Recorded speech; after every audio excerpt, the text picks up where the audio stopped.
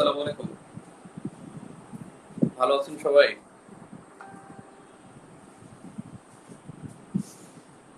খুব ঝামেলা গেল। এই সিস্টেমটা একটু ডেভেলপ করতে বেশ কষ্ট হয়েছে।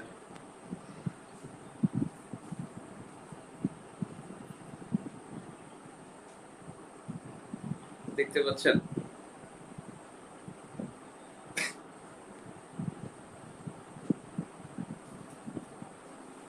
আপনাদের রিটেন ব্যাচে অর্থাৎ আগামী কয়েকটা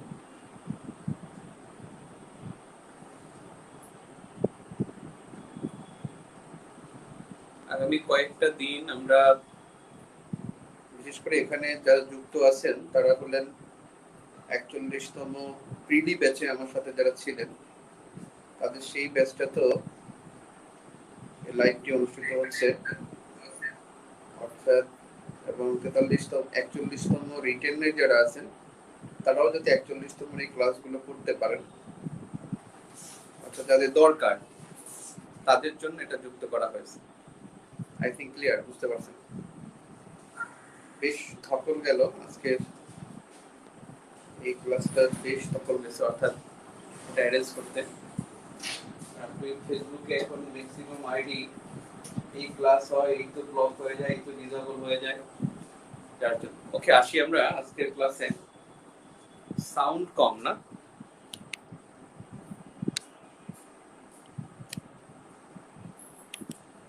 সাউন্ড এখন বাড়বে আশা করি। দেখা তো ক্লিয়ার? আচ্ছা আচ্ছা, হ্যাঁ এখন সাউন্ড ক্লিয়ার হবে। ওকে, ইকোনমিক্সের মধ্যে কিছু বেসিক বিষয় আছে। এ পর্যন্ত যে পরীক্ষার প্রশ্নগুলো আসছে তার মধ্যে প্রশ্নগুলো ছিল মাথাপিছু আয়, জিডিপি, ভ্যাট, তারপরে জাতীয় আয়ে বা জিডিপিতে কার অবদান বেশি, কার অবদান কতটুকু, টেকনিকের চেয়ারম্যান কে হন, বয়স্ক ভাতা কবে চালু হয়, পরিকল্পনা কমিশনে গৃহীত পঞ্চবার্ষিকী পরিকল্পনা এবং বিভিন্ন অর্থনৈতিক গ্রন্থ, মেকিং অফ এ নেশন, এই গ্রন্থটা আসছিল। সো এখানে যা পড়তে হবে বিশেষ করে হলো অর্থনীতির মৌলিক কিছু ধারণা,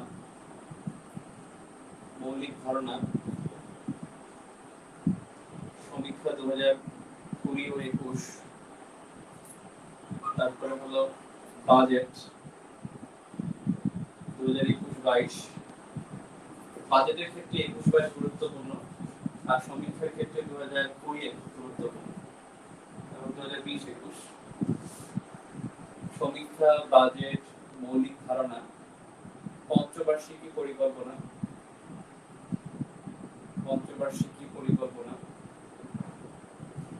প্রেক্ষিত পরিকল্পনা,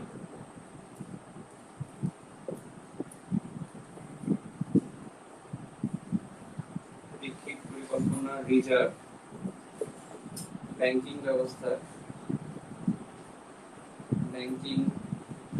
বা ব্যাংকিং তথ্যাবলী, তারপরে হলো মৌলিক ধারণার মধ্যে জিডিপি, জিএনপি, জিএনআই এই বিষয়গুলো চলে আসবে। I think clear? হ্যাঁ,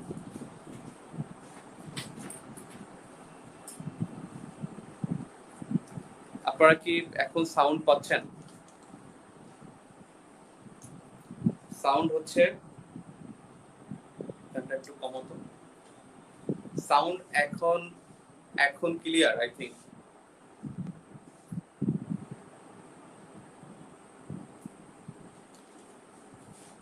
তো এই হবে না,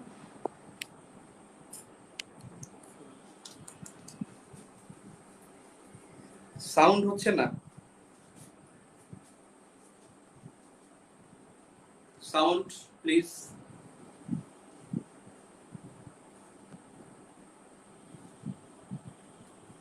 ব্যাকগ্রাউন্ড সাউন্ড।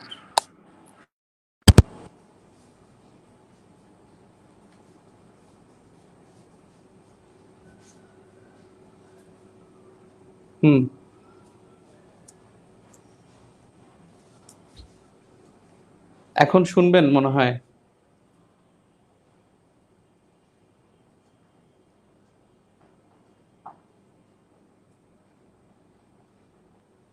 ক্লাস আপনারা কি সাউন্ড পাচ্ছেন না? কি হলো রে? আমরা কি টেস্ট করলাম তাহলে?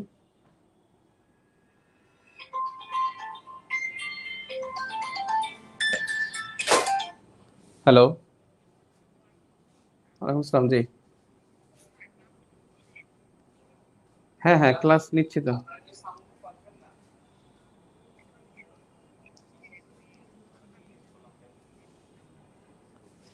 আচ্ছা দেখেন ক্লাস হচ্ছে। ওকে, এই তো এই সাউন্ড চলে গেছে। ওকে ঠিক আছে।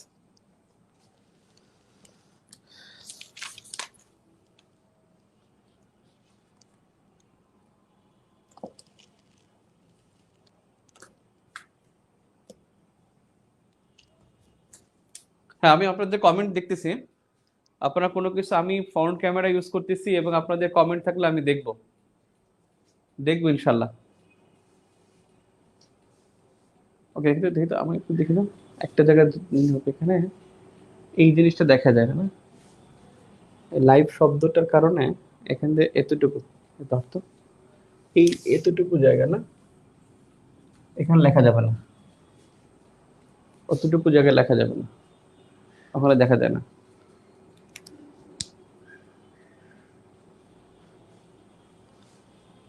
আজকে ক্লাসটা হলো 43তম প্রিলিভ, অর্থাৎ 43তম প্রিলিভ ব্যাচে যে ক্লাসটা হচ্ছে সেই ক্লাসটা আমরা কয়েকটা গ্রুপে শেয়ার দিচ্ছি।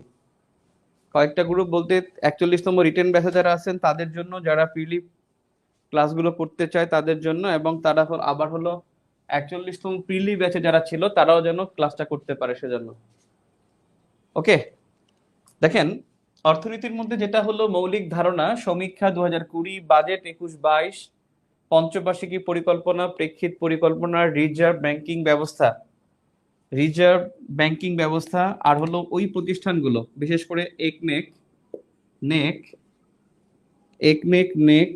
তারপরে হলো জিইডি, অর্থাৎ অর্থনৈতিক এবং পরিকল্পনা বিষয়ক যে তথ্যগুলো আছে সেগুলো, পরিকল্পনা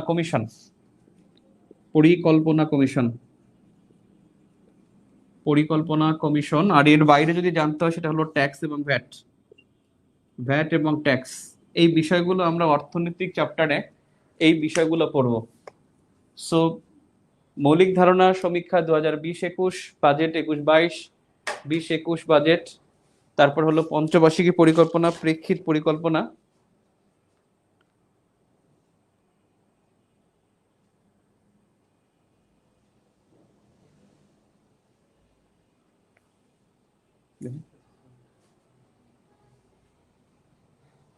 থার্ড প্রিলি। কি তোর এখানে কি আলো কম নাকি?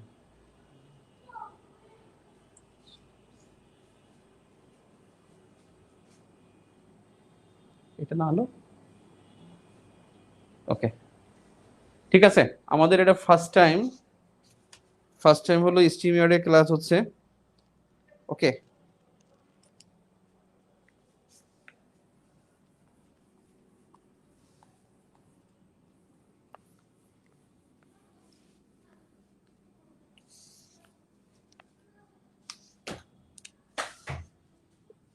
দেখেন অর্থনীতির মৌলিক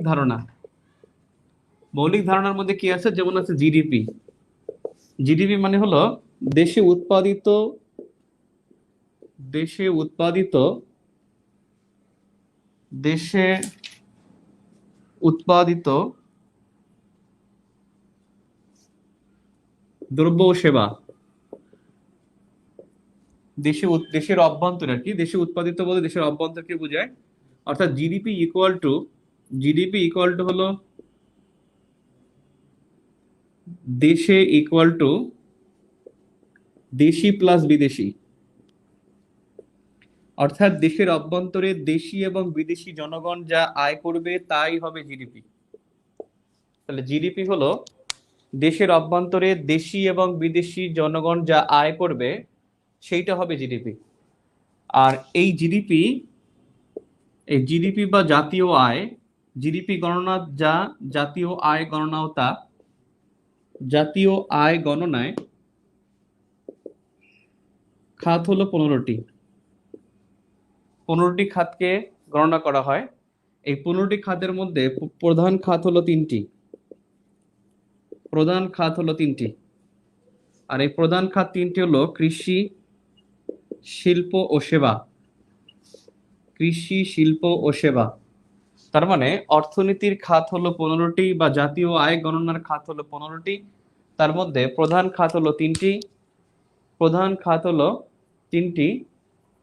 আর এই কৃষি, শিল্প ও সেবা এই 3টা হলো প্রধান খাত। এর মধ্যে কৃষির অন্তর্ভুক্ত হলো 2টি খাত। শিল্পের অভ্যন্তরীণ শিল্পের অভ্যন্তরে হলো 6টি উপখাত। সেবায় হলো 7টি উপখাত। তার মানে কৃষির মধ্যে উপখাত হলো 2টি, শিল্পের মধ্যে 6টি এবং সেবার মধ্যে 7টি। এই কৃষি, শিল্প ও সেবা এই খাতগুলো হলো, এখানে কৃষির মধ্যে 2টা, একটা হলো কৃষি ও বনজ, কৃষি ও বনজ সম্পদ। কৃষির মধ্যে আরেকটা হলো প্রাণী, আরেকটা হলো মৎস্য সম্পদ। মৎস্য সম্পদ, কৃষি ও বনজ আর একটা হলো মৎস্য সম্পদ। তার মানে কৃষির মধ্যে 2টি প্রধান উপখাত, কৃষি ও বনজ হলো এক জায়গায় আর মৎস্য হলো আরেক জায়গায়। তবে আগের ক্লাসে বলছিলাম আমি, গতকালকের ক্লাসে, যে কৃষি শুমারির অন্তর্ভুক্ত যদি বলা হয় তাহলে শস্য, মৎস্য, প্রাণী এই 3টি বিষয় অন্তর্ভুক্ত থাকে কৃষি শুমারিতে। তাহলে কৃষি শুমারির অন্তর্ভুক্ত হলো শস্য, মৎস্য এবং প্রাণী। আর জাতীয় আয় গণনায় কৃষির যে প্রধান 2টি উপখাত, একটা হলো কৃষি ও বনজ, একটা হলো মৎস্য। এরপরে দেখেন 6টি হলো শিল্পের খাত। শিল্পের খাত হলো 6টি। এই শিল্পের 6টা খাত হলো দেশে ইকুয়াল টু দেশি প্লাস বিদেশি, অর্থাৎ দেশের অভ্যন্তরে, বাংলাদেশের অভ্যন্তরে কে আয় করলো না আয় করলো সেটা বিষয় না। এই অভ্যন্তরে যা আয় হবে সব জিডিপি হবে। সব জিডিপি এবং সব দেশি মানুষ বা বিদেশি মানুষ অভ্যন্তরে হতে হবে। আর জিএনপি, জিএনপি ইকুয়াল টু দেশি ইকুয়াল টু দেশে প্লাস বিদেশে। দেশে প্লাস বিদেশে, অর্থাৎ দেশি মানুষ দেশে আয় করুক আর বিদেশে আয় করুক সেটা হবে GNP, gross national product. Gross national product. আর এই গ্রোস ন্যাশনাল প্রোডাক্ট হলো, গ্রোস ন্যাশনাল প্রোডাক্ট হলো জাতীয় উৎপাদন, মোট জাতীয় উৎপাদন, মোট জাতীয় উৎপাদন, ন্যাশনাল প্রোডাক্ট। আর জিডিপি, ডোমেস্টিক প্রোডাক্ট যেটা, এটা হলো মোট দেশজ উৎপাদন। দেশজ উৎপাদন বললে হবে, দেশজ বলতে বোঝাবে যে দেশের অভ্যন্তরে, আর জাতীয় উৎপাদন বলতে বোঝাবে এখানে দেশি মানুষের আয়।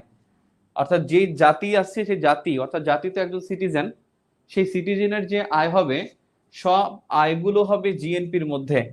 এখন দেখি আমরা এই জিডিপি গণনায় বা জাতীয় আয় গণনায় খাত হলো 15টি। তার মধ্যে প্রধান খাত 3টি, কৃষির মধ্যে 2টি, শিল্পে 6টি, সেবায় 7টি। এখন দেখেন শিল্পের অন্তর্ভুক্ত খাতগুলো কি কি, শিল্পের অভ্যন্তরীণ খাতগুলো কি কি। শিল্পের মধ্যে অভ্যন্তরীণ খাতে আছে খনিজ সম্পদ, শিল্প, বিদ্যুৎ। এখানে আছে 6টা। এক খনিজ সম্পদ, এক খনিজ সম্পদ। 2 আছে গ্যাস, গ্যাস, বিদ্যুৎ। 3 আছে শিল্প, 3 আছে শিল্প, ম্যানুফ্যাকচারিং শিল্প যেটা। তারপর হলো 4 হলো খুচরা ও পাইকারি বিপণন, খুচরা ও পাইকারি বিপণন, খুচরা এবং পাইকারি বিপণন। এরপরে আছে রেস্তোরাঁ ও রিয়েল এস্টেট, রিয়েল এস্টেট বা আবাসন। রিয়েল এস্টেট বা আবাসন, আরেকটা হলো নির্মাণ শিল্প, নির্মাণ খাত, যেমন জাহাজ নির্মাণ, জাহাজ একটা নির্মাণ শিল্প বা নির্মাণ খাত। তাহলে খনিজ সম্পদ, তারপরে বিভিন্ন শিল্প মানে ম্যানুফ্যাকচারিং শিল্প, ম্যানুফ্যাকচারিং শিল্প যেটা, অর্থাৎ শিল্প বললে যা বুঝাবেন তাই। গ্যাস বিদ্যুৎ, খনিজ সম্পদ আলাদা, আবার গ্যাস বিদ্যুৎ আলাদা। এখানে খনিজ সম্পদ বলতে হলো মানে এটা হলো শক্তি সম্পদ, বিদ্যুৎ পানি গ্যাস এটা হলো আহ শক্তি সম্পদ, এটা শক্তি সম্পদ, এটা হলো খনিজ সম্পদ, এটা শিল্প, এটা খুচরা ও পাইকারি বিপণন, রিয়েল এস্টেট, আবাসন আর একটা নির্মাণ খাত। অর্থাৎ শিল্পের অন্তর্ভুক্ত হলে 6টা। আর বাকিগুলো মনে রাখবেন পরীক্ষায় যদি আসে, বাকিগুলো হলো সেবা খাতের মধ্যে হবে, যেমন হোটেল ও রেস্তোরাঁ, পরিবহন ও যোগাযোগ, আর্থিক প্রাতিষ্ঠানিক সেবা, লোক প্রশাসন ও প্রতিরক্ষা, শিক্ষা, শিক্ষা কিন্তু সেবা খাতের মধ্যে, স্বাস্থ্য ও সামাজিক সেবা, তারপর হলো কমিউনিটি সামাজিক ও ব্যক্তিগত সেবা, সেইগুলো হলো সব সেবা খাতের অন্তর্ভুক্ত। অর্থাৎ সেবা খাতের মধ্যে অন্তর্ভুক্ত উপখাত হলো 7টা। তাহলে সেবার অন্তর্ভুক্ত আপনি একটু লেখার চেষ্টা করেন কে কে হতে পারে। যেমন আমি বলছি শিক্ষা আছে, লিখলেন শিক্ষা। তারপর আমি বলছি স্বাস্থ্য আছে, লিখলেন স্বাস্থ্য। তারপরে হলো স্বাস্থ্য ও সামাজিক সেবা, স্বাস্থ্য ও সামাজিক সেবা। তারপরে আছে রেস্তোরাঁ, তারপরে আছে হোটেল ও রেস্তোরাঁ। তারপরে আছে পরিবহন ও যোগাযোগ, পরিবহন ও যোগাযোগ। তারপর আছে কমিউনিটি, কমিউনিটি সেবা।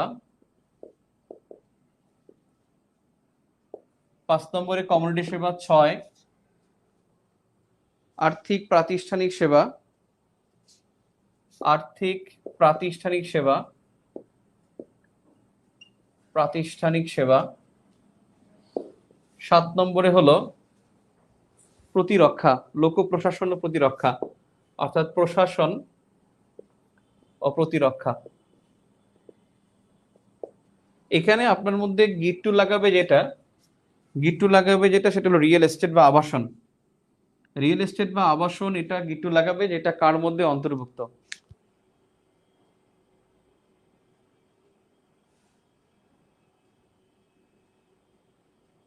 নির্মাণ খাত, আমি 6 নম্বরে বলছি নির্মাণ খাত। তাহলে নির্মাণ খাত এটা বোঝাই যায় শিল্পের মধ্যে, শিল্প যে শিল্পের মধ্যে তা তো অবশ্যই বোঝা যাবে, খনিজ সম্পদ শিল্পের মধ্যে বোঝা যাবে, গ্যাস বিদ্যুৎ বোঝা যাবে। যোগাযোগ, যোগাযোগটা হলো আবার সেবার মধ্যে, গ্যাস বিদ্যুৎ, খুচরা ও পাইকারি বিপণন, রিয়েল এস্টেট এটা। তবে যোগাযোগ পরিবহন এটা কিন্তু শিল্প না, এটা কিন্তু সেবা খাতের মধ্যে। শিক্ষা, স্বাস্থ্য, সামাজিক সেবা, কমিউনিটি সেবা, আর হলো আর্থিক প্রাতিষ্ঠানিক সেবা। একটা কথা মনে রাখবেন, 2005-06 অর্থ বছরের ভিত্তি বছর, এই ভিত্তি বছরে জিডিপির গণনার খাত, জিডিপি বা জাতীয় আয় গণনার খাত, আয় গণনার খাত হলো 15টি। আমি জিডিপি, জিএনপি এবং জিএনআই তিনটা আর একটু পরে, এটার পরে বোঝাচ্ছি। মনে রাখবেন 2015-16 অর্থ বছরে, এই 15-16 ভিত্তি বছরে, ভিত্তি বছরে জিডিপি গণনায় খাত হবে 21টি, খাত হবে 21টি। অর্থাৎ এখন পর্যন্ত আমাদের খাত আছে 15টি, কয়েকদিন পরে এই 21টি হবে, সেই প্রস্তাবনা পরিকল্পনা মন্ত্রণালয়ের আছে। অর্থাৎ পরবর্তীতে 21টি খাত গণনা করা হবে, নতুন 6টি খাত যুক্ত হবে, অর্থাৎ মোট খাত হবে 21টি। এখন পর্যন্ত জিডিপি গণনায় খাত আছে 15টি। এখন দেখেন জিডিপি, জিএনপি, জাস্ট আপনি ওই দুইটা বাক্যর মধ্যেই বুঝে গেছেন যে দেশের অভ্যন্তরে হলে সেটা জিডিপি হবে, দেশের মধ্যে হবে। আর জিএনপি হবে যখন সেটা দেশি মানুষের আয় হবে, দেশি মানুষের আয় হবে এবং বিদেশির গুলা মাইনাস হবে। দেশি মানুষের আয় মাইনাস বিদেশি মানুষের আয়, বিদেশি মানুষের আয়। বাংলাদেশের অভ্যন্তরে বিদেশিরা কোনো আয় করলে সেটা হবে মাইনাস হবে দেশি মানুষের আয় থেকে। অর্থাৎ দেশি মানুষ যদি বিদেশে আয় করে সেটা যুক্ত হবে, আর বিদেশি মানুষ যদি বাংলাদেশের অভ্যন্তরে আয় করে সেটা মাইনাস হবে। তো দেশি মানুষের আয় মাইনাস বিদেশি মানুষের আয়, সেইটা হবে জিডিপি, সরি জিএনপি, এইটা হবে জিএনপি। এবং জিএনপির অন্তর্ভুক্ত হলো যেমন বাংলাদেশের রেমিটেন্স, আমাদের প্রবাসী আয়, এই প্রবাসী আয় কিন্তু রেমিটেন্স, এটা কিন্তু জিএনপির অন্তর্ভুক্ত। আর জিডিপির অন্তর্ভুক্ত হবে যে আমাদের যেমন বৈদেশিক মানব সম্পদ, এই বৈদেশিক মানব সম্পদ থেকে যে আয় হবে, বৈদেশিক মানব সম্পদ থেকে যে আয়, এবং সেই আয়টা গণনা হবে জিডিপির মধ্যে। দেশি মানুষের আয়ও থাকবে, বিদেশি মানুষের আয় থাকবে, কিন্তু দেশের অভ্যন্তরে হতে হবে। আর যদি বিদেশে যদি বাংলাদেশের কেউ আয় করে তখন সেটা হবে রেমিটেন্স ডিএনপি, অথবা যেটা হবে জিএনপি, এবং সেটা এই এই আয়টা হবে তখন আপনার জিএনপি, অর্থাৎ দেশি মানুষের আয় থেকে বিদেশি মানুষের আয়টা বাতিল হবে। এখন বলেন তো রপ্তানি আয়, এই রপ্তানি আয়টা কি হবে? এটা কি জিএনপি হবে নাকি জিডিপি হবে? রপ্তানি আয় জিএনপি নাকি জিডিপি, একটু কমেন্ট করেন। রপ্তানি আয় জিডিপি হবে নাকি জিএনপি হবে?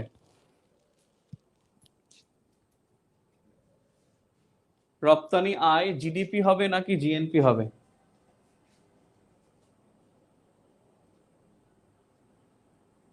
হ্যাঁ, ফাইন্যান্সিয়াল ইনস্টিটিউট এটা হলো সেবা খাতের মধ্যে, মানে আর্থিক প্রাতিষ্ঠানিক সেবা, এটা সেবা খাত।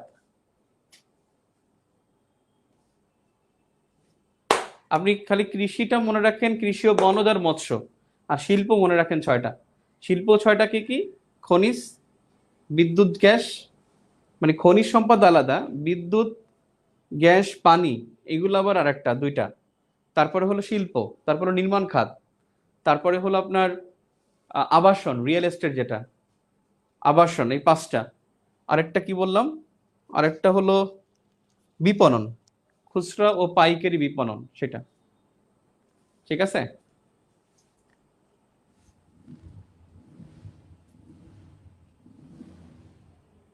আজকে ক্লাসটি আপনাদের টেস্ট ট্রান্সমিশন হলো আর কি। আমি এগুলো একটু কম বুঝি, এস্টিমেট খুবই কম বুঝি, যাও আজকে 3 ঘন্টার প্রচেষ্টায় একটু দাঁড় করাতে পারছি যে একসাথে যেন সবাই ক্লাস করতে পারি, প্লাস হলো আমার আইডি যেন একটু সেফ থাকে। আইডি হলো এফবি তো লাইভ আসতে দেয় না, আপনারা জানেন। কালকেও একটা নতুন আইডি খুলেছিলাম, আজকে সকাল থেকে সেই আইডিটাও ডিসেবল করে দিয়েছে।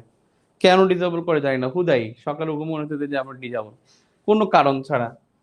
কোথায় কি হয়, কোন পোস্ট হয় না হয়, সে কেন ই করে, খুব বিরক্তিকর। তা এখন আর এইটা হওয়ার ফলে আমার মনে হয় রিস্কটা কম থাকবে ইনশাল্লাহ। সো আই থিঙ্ক আপনারা ক্লাস করবেন। আপনাদের সাথে আজকে আজকে ক্লাস শেষ, আগামীকাল ইনশাল্লাহ আমরা আগামীকাল সকাল 7:30 ইনশাল্লাহ আগামীকাল ক্লাস হবে সকাল 7:30। সকাল 7:30 আপনাদের সাথে দেখা হবে ইনশাল্লাহ, এবং লং ক্লাস হবে আল্লাহ রহমতে। আমরা আগামীকালকে শিল্প, বাণিজ্য এবং অর্থনীতি সবগুলো আমরা করব, এবং মাঝখানে কিছুক্ষণ বিরতি থাকবে। আশা করি ক্লাসটা আমরা 12:30 পর্যন্ত টানতে পারবো ইনশাল্লাহ। ঠিক আছে? এবং আগামীকালকে কিন্তু সন্ধ্যা 7:30টায়, 9:30টায়, রাত 9:30টায়, ভিউ ফর জিকে যে নতুন একটা গ্রুপ হয়েছে বাই নাইম হোসেন, এই গ্রুপে অর্থ বাণিজ্যের উপরে পরীক্ষা, অর্থ বাণিজ্যের উপরে 20 থেকে 30 নম্বরের পরীক্ষা হবে ইনশাল্লাহ। অর্থ বাণিজ্য অর্থাৎ মানে আপনার চতুর্থ এবং পঞ্চম অধ্যায় বাংলাদেশ বিষয়াবলীর এই দুটি অধ্যায়ের উপরে পরীক্ষা হবে। অর্থাৎ সেটা বেসিক ভিউ থেকেও পড়তে পারেন বা অন্য কোনো বই থেকেও পড়তে পারেন। রিসেন্ট ভিউ এবং বেসিক ভিউ দুইটারই চতুর্থ এবং পঞ্চম অধ্যায় বাংলাদেশ বিষয়াবলীর, এবং এর উপরে পরীক্ষা হবে ইনশাল্লাহ। নেগেটিভ মার্ক কাউন্ট করা হয়, আপনারা পরীক্ষায় অংশ নেবেন। সো আজকে এ পর্যন্তই থাকুন, নয়তো কালকে আমরা সকাল থেকে ক্লাস দিতে পারবো না। ঠিক আছে? কালকে সকাল থেকে আমাদের টানা ক্লাস হবে ইনশাল্লাহ, সকাল 7:30 থেকে ইনশাল্লাহ 12:30, মানে 7:30টায় স্টার্ট হোক, তারপর আমরা গ্যাপ দিয়ে যতটুকু যেতে পারি ইনশাল্লাহ। ঠিক আছে, আমি আইডিটা ভেরিফাই করব, কাজ করতেছি এটার জন্য।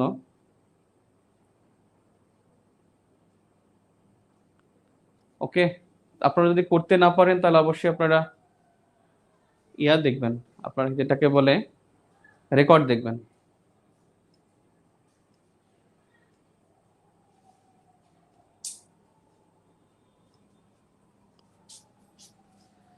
জিডিপি জিএনপি, আচ্ছা আমরা একটু টানি, কিছুক্ষণ টানি আমরা, অন্তপক্ষে আরো কিছুক্ষণ আমরা দেখি। এখন দেখেন জিডিপি জিএনপি আর একটা হলো জিএনআই। জিডিপি দেখলাম, জিএনপি দেখলাম, এবং আপনাদের যে বলছিলাম রপ্তানি আয়, যদি প্রশ্ন করা হয় রপ্তানি আয়, এটা আসলে কি হবে? এটা অবশ্যই জিডিপি হবে। রপ্তানি আয় জিডিপির মধ্যে অন্তর্ভুক্ত হবে, অর্থাৎ রপ্তানি আয়টা বিদেশ থেকে বাংলাদেশের অভ্যন্তরে ইন করে। এই বিদেশ থেকে আসলেও এটা দেশের উৎপাদিত পণ্যটাই রপ্তানি করা হয়, সেখান থেকে টাকাটা আসে, অর্থাৎ পণ্যের বিনিময়ে আসে, এটা রপ্তানি আয়টা জিডিপি হবে। আর রেমিটেন্স যেটা, এই রেমিটেন্সটা হবে জিএনপি। রেমিটেন্স হবে জিএনপি। রপ্তানি আয় জিডিপির অন্তর্ভুক্ত হবে। ওই যে বলছে না খুচরা ও বিপণন, দেখেন নাই? খুচরা ও বিপণন মানে পাইকারি বিপণন, তার মানে ব্যবসার মধ্যে এটা অবশ্যই জিডিপির অন্তর্ভুক্ত হবে। আর এই সবগুলাই কিন্তু আবার রিজার্ভের অন্তর্ভুক্ত হবে। রিজার্ভে যেগুলো যুক্ত হবে, রিজার্ভে যুক্ত হবে কে কে? রিজার্ভে যুক্ত হবে রপ্তানি আয়, যুক্ত হবে রপ্তানি আয়, এবং সেখানে কিন্তু অবশ্যই আমদানি ব্যয় মাইনাস হবে, আমদানি ব্যয় মাইনাস। এই জন্য কিন্তু আমাদের রিজার্ভ বেশি বাড়ে না। আমদানি ব্যয় কিন্তু রিজার্ভ থেকে চলে যাবে, রপ্তানি ব্যয়টা রিজার্ভে ঢুকবে। তারপরে হলো রেমিটেন্স, রেমিটেন্স কিন্তু রিজার্ভের সাথে যুক্ত হবে, রেমিটেন্স। তারপরে হলো বিনিয়োগ, এই বিনিয়োগটা কিন্তু রেমিটেন্সের রিজার্ভের সাথে যুক্ত হবে। এরপরে হলো আপনার বৈদেশিক সাহায্য,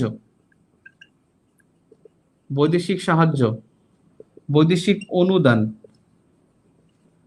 বৈদেশিক সাহায্য, বৈদেশিক অনুদান, বৈদেশিক ঋণ। সাহায্য, অনুদান, ঋণ কিন্তু ভিন্ন জিনিস। অনুদান কোনো প্রকল্পে হয়, প্রকল্পে অনুদান হয়। আর সাহায্য হলো যেটা আমাদের মানে সাহায্য করা, অর্থাৎ একটা দেশ একটা দেশকে যে হেল্প করে, হেল্পটা, হেল্পটা বোঝেন না, মানে ভিক্ষা তো বলা যায় না সেটা। আর ঋণ বললে, ঋণ বলে সেটা হলো আমাদেরকে যে লোন দেয়, সে লোনটা হলো এটা, তিনটা। তাহলে বিনিয়োগ, রেমিটেন্স, রপ্তানি আয়। তারপরে হলো বিদেশে আপনি কোনো পুরস্কার পেলেন, সে পুরস্কারের অর্থ, পুরস্কারের অর্থ। আজকে যদি মনে করেন আপনি বিশ্বকাপ ক্রিকেট বাংলাদেশ পায়, সে বিশ্বকাপ ক্রিকেট বাংলাদেশ পেলে সেটা রিজার্ভে যুক্ত হবে। অর্থাৎ কোনো পুরস্কার, কোনো আহ কোনো ভাতা, কোনো আয়, সেটা হবে, সেটা হবে, সেটা হবে রিজার্ভের সাথে যুক্ত হবে। তাহলে জিডিপি জিএনপি, আমি মৌলিক ধারণাগুলো শেষ করি। এরপরে হলো GNI, gross national income. GNI, এই জিএনআই হলো জিএনপি এর আর্থিক মূল্য, জিএনপি এর আর্থিক মূল্য, আর্থিক মূল্য। অর্থাৎ জিএনআই মনে হলো গ্রোস ন্যাশনাল ইনকাম, জাতীয় আয়, জাতীয় আয়। জিএনপি এর আর্থিক মূল্য, জিএনপি এর আর্থিক মূল্য, এটা হলো গ্রোস ন্যাশনাল ইনকাম।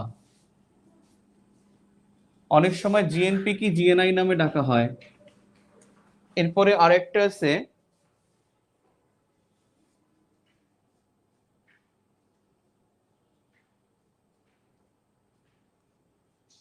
আরেকটা হচ্ছে NNP,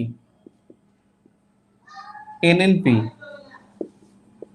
net national, net national product, net national product. এটা হলো এনএনপি। নিট ন্যাশনাল প্রোডাক্ট হলো যা আয় হবে তা থেকে, তা থেকে, তা থেকে যন্ত্রপাতি ক্রয়, যন্ত্রপাতি ক্রয়, সেবা গ্রহণ ব্যয় ও ক্ষয়ক্ষতি বাদ দেওয়ার পরে যা থাকবে সেটা হবে এনএনপি। জিএনপি এর আর্থিক মূল্য, এনএনপি হলো নিট ন্যাশনাল প্রোডাক্ট। এটা হলো যা আয় হবে তা থেকে যন্ত্রপাতি ক্রয়, সেবা গ্রহণ ব্যয় ও ক্ষয়ক্ষতি বাদ দেওয়ার পরে যা থাকবে। যেমন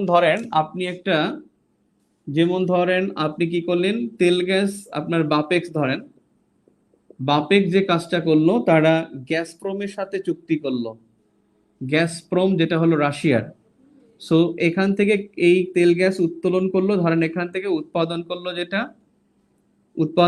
ধরেন এখান থেকে আপনার ধরেন 20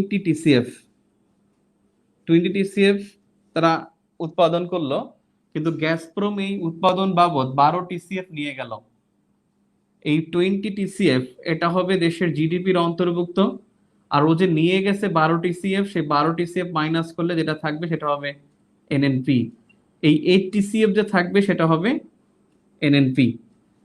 অর্থাৎ বুঝতে পারছেন, আপনার এখানে ভাড়া বাবদ, ব্যয়, সেবা বাবদ কোনো কিছু যদি সে নিয়ে যায় তখন সেটা হবে এনএনপি। উনি বলছেন যে আর্থিক মূল্যটা কিসের?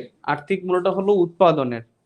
এনএনপির এনএনপির এনএনপির আর্থিক মূল্যটা হবে জিএনআই। এজন্য মাথাপিছু ইনকাম আর মাথাপিছু জিডিপি ভিন্ন থাকে, তাই এটা জিডিপির হবে না, হবে এনএনপির, সরি জিএনপির আর্থিক আয় ইকুয়াল টু জিএনআই। আর যে উৎপাদনটা হবে, যেটা হবে উৎপাদন, দেশের অভ্যন্তরে যে উৎপাদনটা হবে সেখান থেকে যেটা ব্যয় বাবদ চলে যাবে সেটা হবে এনএনপি, নিট ন্যাশনাল প্রোডাক্ট। ক্ষয়ক্ষতি বাবদ যেটা নিয়ে যাওয়ার পরে ক্ষয়ক্ষতি বাবদ, জরিমানা বাবদ, অথবা ধরেন যন্ত্রপাতি ক্রয় বাবদ, অথবা সেবা দিয়েছে সেটা বাবদ, এটা চলে যাওয়ার পরে যা থাকবে সেটা হবে এনএনপি। আর ডিভ্যালুয়েশন হলো অবমূল্যায়ন হলো মুদ্রা অবমূল্যায়ন, অর্থাৎ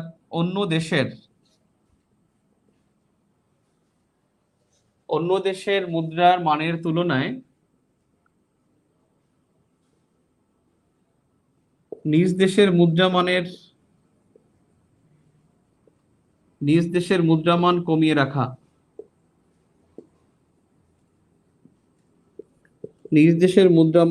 রাখা। অর্থাৎ অন্য দেশের তুলনায়, এই কথাটা বললেও ভুল হতে পারে, সেটা হলো যে আপনার স্বাভাবিক যে মূল্য, সে স্বাভাবিক মূল্যটা কমানো, মুদ্রার স্বাভাবিক মূল্যমান কমানো, মুদ্রার স্বাভাবিক মূল্যমান কমানো। মুদ্রা স্বাভাবিক মূল্যমান কমানোটা হলো মুদ্রা অবমূল্যায়ন। অর্থাৎ এটার উদ্দেশ্য কি? আগে উদ্দেশ্য লিখি, তারপরে বিস্তারিত বোঝার চেষ্টা করি। উদ্দেশ্য হলো রপ্তানি বৃদ্ধি, আমদানি হ্রাস, এবং এর ফলে উৎপাদন বৃদ্ধি পায়। এর ফলে দীর্ঘমেয়াদে মুদ্রাস্ফীতি হয়।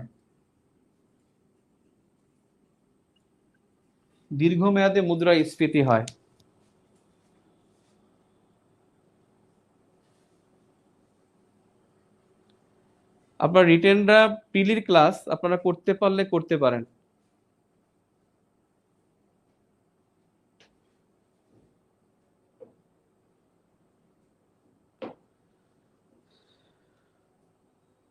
এখানে বলছেন নাকি? আল্লাহ রে, তো কম বুঝি ওটা। বোঝার চেষ্টা করি। মুদ্রা অবমূল্যায়নের মুখ্য উদ্দেশ্য হলো রপ্তানি বৃদ্ধি করা, রপ্তানি বৃদ্ধি করা, আমদানি হ্রাস করা, এটা হলো মুখ্য উদ্দেশ্য। আর এই দুইটা হলো রেজাল্ট। রেজাল্ট কি হয়, যখন আপনি রপ্তানি বৃদ্ধি করতে চাইবেন তখন কিন্তু আপনার উৎপাদন বৃদ্ধি পাবে। আর দীর্ঘমেয়াদে মুদ্রাস্ফীতি হয়, সেটা আবার কেমন কথা? অবমূল্যায়নটা হলো এরকমের,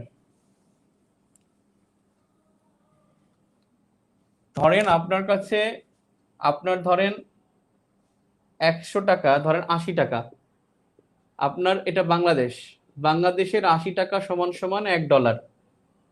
আপনি বলে দিলেন এখন থেকে 160 টাকা ইকুয়াল টু $1। আপনি একে ডাবল করে দিলেন, অর্থাৎ আপনার মুদ্রামানটা কমিয়ে দিলেন $1 এগেনস্টে 160 টাকা। এখন দেখেন আপনার একটা, ধরেন আপনি একটা টি শার্ট কিনলেন, সেই টি শার্টের দাম হলো 80 টাকা, আপনার এই বাংলাদেশে 80 টাকা, তাহলে সে $1 দিয়ে একটা টি শার্ট কিনতে পারবে। কিন্তু আপনি দেখলেন যে এটাকে ডাবল করে দিলেন, এখন সে $1 দিয়ে দুইটা টি শার্ট কিনতে পারবে। যখন দামটা কমিয়ে দিবেন সে কিন্তু বেশি কিনবে, বাহির থেকে সে বেশি কিনবে, তার মানে সে $1 আগে পাইতো একটা, এখন সে দুইটা পাচ্ছে, তার মানে সে বেশি কিনবে।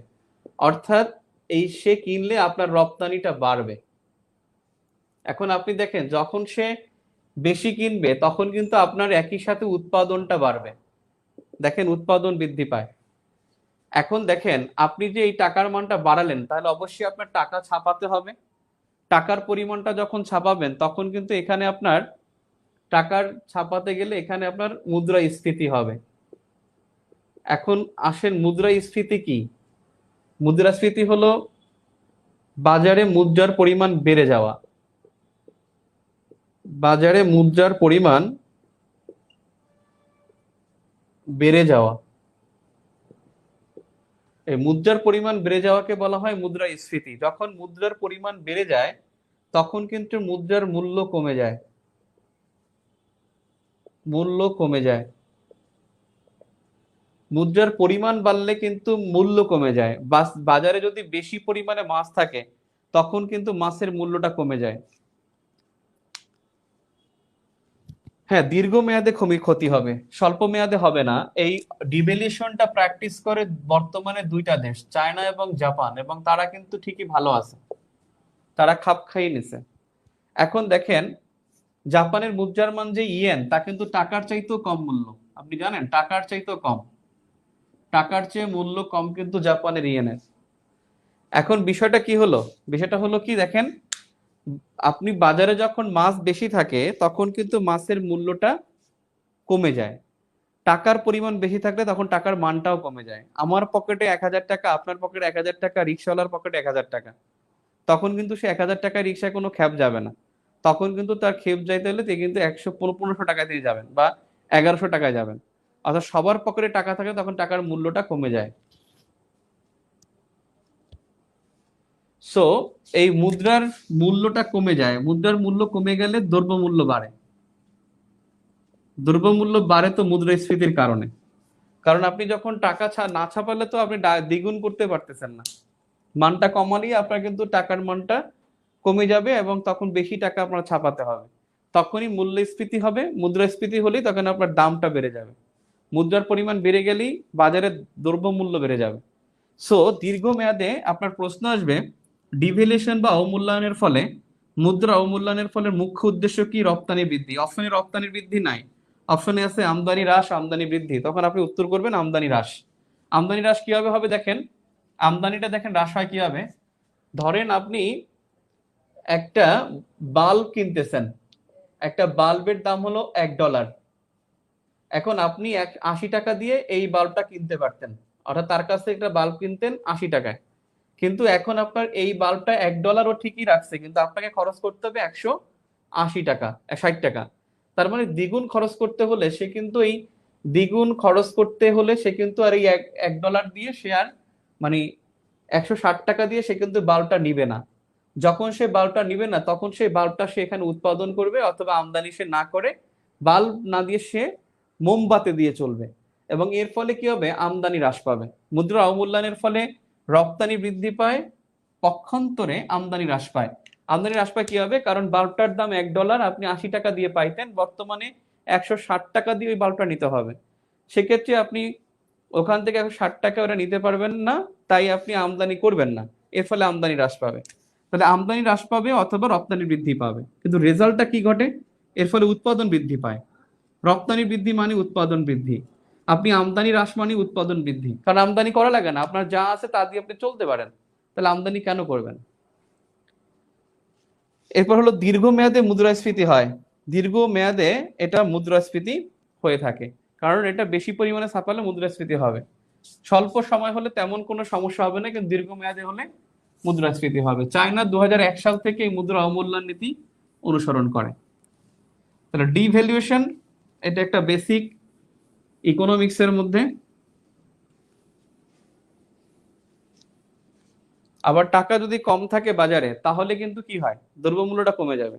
এখন সরকার যদি দ্রব্যমূল্য কমাতে চায়, সে এখন বন্ড ছাড়বে, বাজারে বন্ড ছাড়বে, সঞ্চয়পত্র ছাড়বে। আমি যেটা আগের ক্লাসে আপনাদেরকে বলছিলাম যে এখন দ্রব্যমূল্য বাড়ার কারণ হলো কারণ মনিটারি পলিসিটা খুব কঠোর। মনিটারি পলিসি কঠোর কারণ এখানে আপনি টাকা রাখলে আপনাকে ট্যাক্স দিতে হচ্ছে। টাকা রাখলেই আপনাকে সরকার ধরে নিচ্ছে ব্যাংকে যে টাকা আছে তার মানে তার সম্পদ এতটুকু।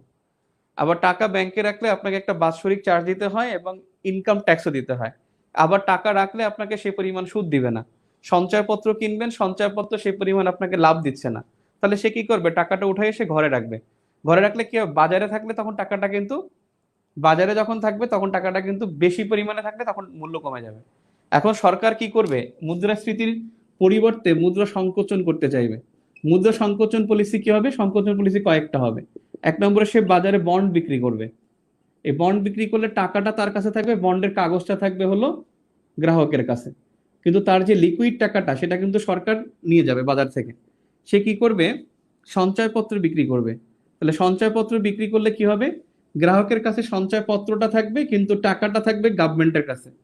সে কি করবে? এখানে প্রচুর পরিমাণে সঞ্চয়পত্র, বন্ড, এবং সে ব্যাংকের কিছু ব্যাংক রেটটা, সে ব্যাংক রেট না, এটা গেল ব্যাংকের লোন। এই লোন রেট, ব্যাংকের লোন রেট মানে কি? মানে সুদ রেট, যেটা ইন্টারেস্ট। ব্যাংক তার ইন্টারেস্টটা বাড়াবে, ইন্টারেস্ট বাড়িয়ে দেবে, বলবে 10%। যদি কেউ টাকা রাখে তাহলে 10% দেওয়া হবে।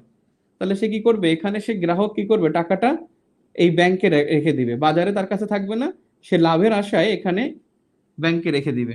এর ফলে কি হবে? বাজারে টাকার পরিমাণটা কমে যাবে, অর্থাৎ লিকুইড টাকার পরিমাণটা কমে যাবে। টাকার পরিমাণ যখন কমে যাবে তখন কিন্তু টাকার মূল্যটা বেড়ে যাবে। টাকার পরিমাণ কম, তার টাকার মূল্য বেশি।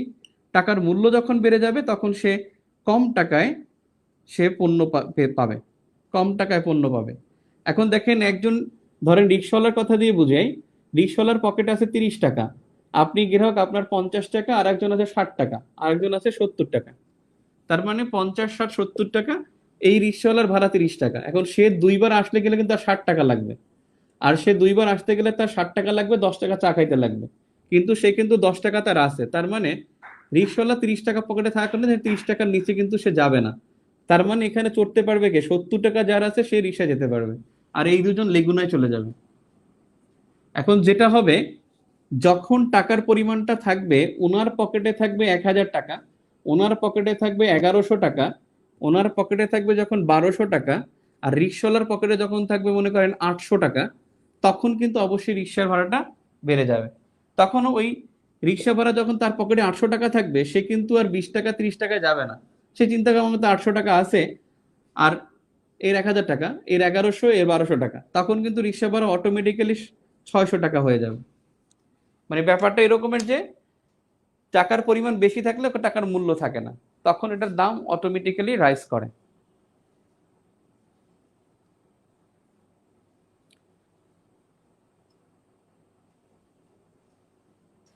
ওকে, আমরা সবকিছু আগামীকাল কাছে ঘুমিয়ে যাই, 7:30 থেকে ক্লাস হবে। ক্লিয়ার?